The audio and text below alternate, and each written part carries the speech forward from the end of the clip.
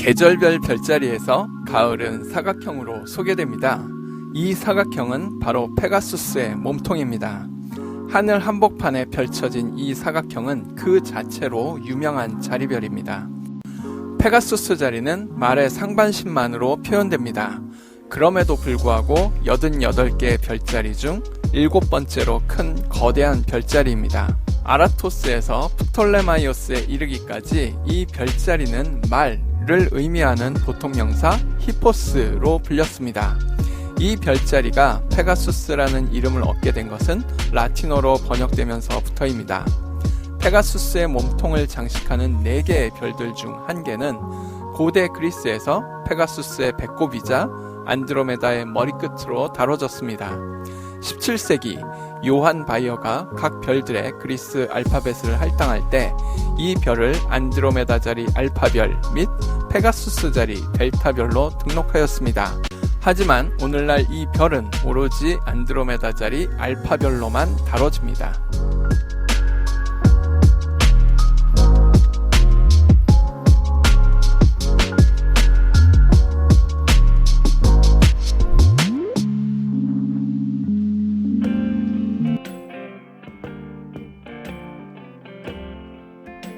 페가수스는 머리가 떨어져 나간 메두사의 몸에서 탄생했습니다. 페르세우스가 메두사의 목을 베었을 때 메두사의 몸에서 페가수스와 전사 크리사오르가 튀어나왔습니다. 페가수스라는 이름은 샘을 의미하는 그리스어 페가이에서 유래하였습니다. 페가수스는 어머니인 메두사의 몸에서 날개를 펼치고 날아오르며 태어났습니다. 그리고 무사히가 머무는 보이오티아의 헬리콘 산에 다다랐습니다. 그곳에서 페가수스는 발굽으로 땅을 쳐 바위에서 샘물이 솟아오르게 만듭니다. 이 샘의 이름은 말의 샘이라는 뜻을 가진 히포크레네입니다. 페가수스의 탄생이 페르세우스 신화와 연결되어 있다 보니 페르세우스가 페가수스를 타고 다닌 것으로 잘못 알고 있는 경우가 종종 있습니다. 하지만 페가수스는 글라우코스의 아들 벨레로폰이 타고 다닌 말입니다. 리키아의 왕 이오바테스는 벨레로폰에게 키마이라를 죽일 임무를 맡겼습니다. 키마이라는 입으로 불을 내뿜으며 리키아 왕국을 황폐하게 만들고 있는 괴물이었습니다. 벨레로폰은 코린트에 있는 페이레네 샘에서 물을 마시는 페가수스를 만났습니다. 그리고 아테네 여신으로부터 선물 받은 황금 제갈을 씌워 페가수스를 길들였습니다. 페가수스를 타고 하늘로 솟아오른 벨레로폰은 화살과 창을 이용하여 키마이라를 처치하였습니다. 이오바테스 왕이 부과하는 다른 과제들도 모두 수행한 벨레로폰은 자만에 빠져 페가수스를 타고 올림푸스에 있는 신들의 세계로 올라갔습니다. 하지만 올림푸스에 다다르기 전 벨레로폰은 땅으로 추락하고 말았습니다. 반면 페가수스는 그대로 날아올라 제우스에게 도달했습니다. 헤시오도스에 따르면 페가수스는 올림푸스에서 당분간 제우스의 천둥과 번개를 나르는 데 사용되었다고 합니다. 제우스는 후에 페가수스를 하늘의 별자리로 만들었습니다. 기원전 5세기의 극작가 에우리피데스는 이 별자리가 케이론의 딸 또는 손녀인 멜라니페를 상징한다고 주장했습니다. 에라토스테네스는 하늘에 새겨진 말의 모습에 날개가 없다며 에우리피데스의 주장을 따랐습니다. 반면 게르마니쿠스 카이사르는 이 별자리가 페가수스라는 사실을 전혀 의심하지 않았습니다. 그는 페가수스 자리를 가장 높은 하늘의 광장 아래 날개를 펼치고 자신의 별밭에서 환호하고 있다라고 묘사하였습니다. 프톨레마이오스는 알마게스트에서 페가수스의 날개를 명확하게 기록하였습니다.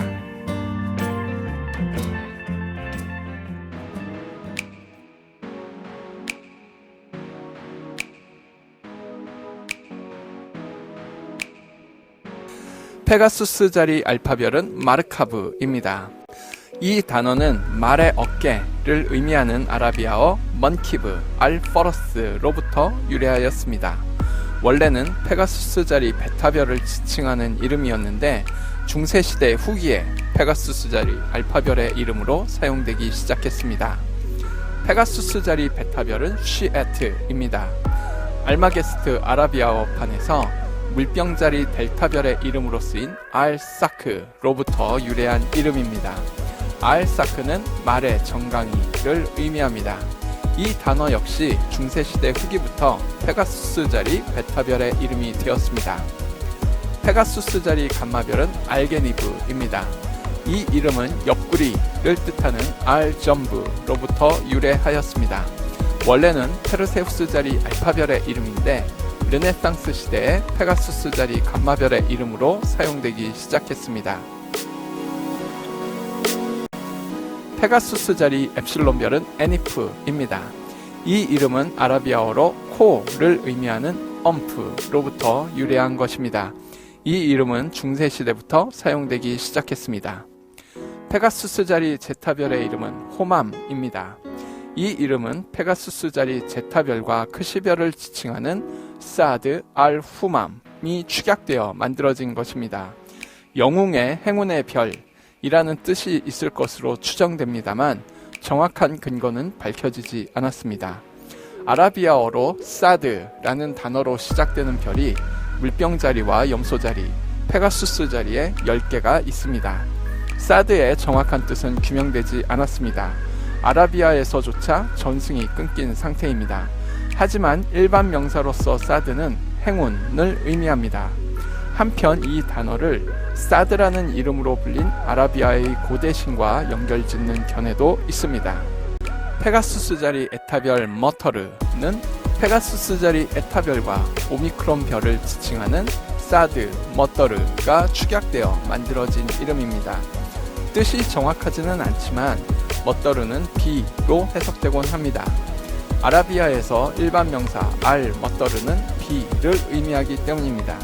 하지만 별을 지칭하는 명사에서 정관사 알이 빠지기 때문에 비와는 다른 의미로 추정하는 견해가 있습니다. 페가수스자리 세타별은 비함입니다. 페가수스자리 세타별과 뉴별을 지칭하는 아라비아어 사드 알 비헤임이 축약되면서 만들어진 단어입니다. 사드 알 비헤임은 어린 짐승들의 행운의 별로 해석될 수 있습니다. 여기서 어린 짐승들이란 새끼양을 비롯해서 어린이도 포함되는 의미입니다. 하지만 정확한 근거는 밝혀지지 않았습니다. 페가수스자리 뮤별은 사덜바리입니다. 페가수스자리 람다별과 뮤별을 일컫는 단어 사드 알 베이리로부터 온 단어입니다. 사드 알 베이리는 탁월한 이의 행운의 별로 해석될 여지가 있습니다.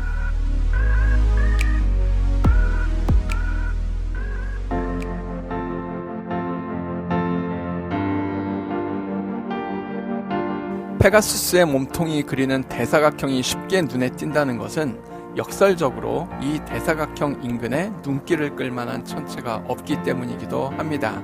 그 넓은 사각형 안에 망원경으로 딱히 찾아볼 만한 천체가 없다는 것도 당혹스러운 느낌을 주곤 합니다. 그런데 이렇게 텅 비어버린 사각형에서 혼자 마음껏 수영을 즐기려는 듯 접근하는 깜찍한 자리별이 있습니다.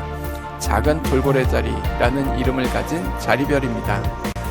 이 자리별은 페가수스자리 알파별과 베타별 방향 3분의 2가 약간 못 미치는 지점에서 길잡이 망원경이나 쌍안경으로 쉽게 찾을 수 있습니다. 페가수스자리는 천문학계에서 유명한 심판 일반 천체 목록, 즉 NGC 천체 목록의 시작점을 품고 있는 별자리입니다. 즉 페가수스자리에 NGC 1이 있습니다. 다른 건 몰라도 NGC의 첫 번째 천체인 이 은하를 보려 노력했지만 제 장비와 제가 만난 하늘에서는 아쉽게도 12.9등급의 이 은하를 볼 수는 없었습니다. 그래도 이 한 장의 사진으로나마 이 은하를 직접 보지 못한 아쉬움을 달랠 수는 있습니다. 위쪽에 있는 은하가 NGC 1, 아래에 있는 은하가 NGC 2입니다. NGC 7331은 NGC 1을 직접 보지 못한 상한 마음을 달래주는 은하입니다. 페가수스자리 에타별과 파이별 중간 지점에서 붉은 기운을 흘끔 느낄 수 있는 6등급의 별을 만날 수 있습니다. 이 별의 북쪽 1도 지점에 비슷한 밝기의 백색 별인 페가수스자리 38별을 만날 수 있는데 이 두 개의 별을 잇는 연결선을 3배 더 늘려가면 연결선을 동쪽으로 살짝 빗나가는 지점에서 NGC 7331을 만날 수 있습니다. NGC 7331을 겨누고 있는 지점은 눈에는 보이지 않지만 여러 은하들이 자글자글 몰려있는 지점입니다. 자글자글 몰려있는 은하들의 모습은 사진으로 볼 수 있죠. 이 은하들은 이쁜 이름은 아니지만 벼룩대라는 이름으로 불립니다. 페가수스 자리에서 단연 눈에 띄는 관측 대상은 거대한 구상성단 M15입니다. 120억 살의 나이를 자랑하는 이 구상성단은 별거품이 부글부글 끓어오르는 듯한 구상성단 특유의 모습을 유감없이 보여주고 있습니다. 뿐만 아니라 찾기도 정말 쉽습니다. 페가수스의 머리를 형성하는 세타별과 엡실론별이 그리는 선과 동일한 방향으로 반을 더 가면 마치 페가수스가 내뿜은 콧김처럼 뭉쳐있는 M15를 만날 수 있습니다. 길잡이 망원경으로 조준을 맞추고 저반 렌즈로 바라보았을 때 밀집된 별들이 내뿜는 거품이 눈을 치고 들어옵니다. 그 모습에서 하늘을 바라보는 사람만이 느낄 수 있는 청량감을 느낄 수 있습니다.